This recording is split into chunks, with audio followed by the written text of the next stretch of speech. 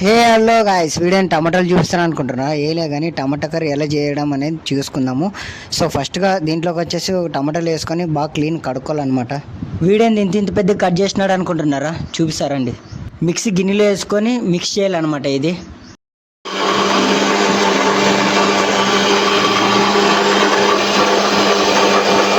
మిక్సీకి వేసిన తర్వాత ఇలాంటి ఒక బౌల్లో వేసుకోండి అనమాట.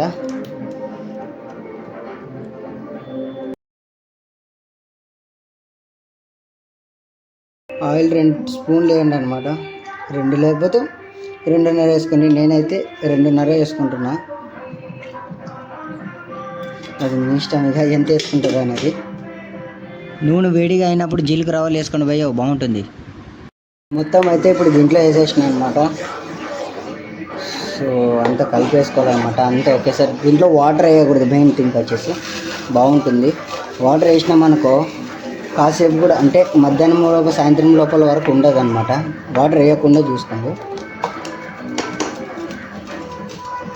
లైట్ కొద్దిగా ఉప్పు వేసుకొని పోయావు మర్చిపోకుండా. 2 స్పూన్లు కారం వేసుకొని పోయా, బాగుంటుంది. చూడవచ్చు. అండ్ అలాగే చికెన్ మసాలా వేసుకోవడం మాత్రం మర్చిపోకుండా పోయావు, టేస్ట్గా ఉంటుంది.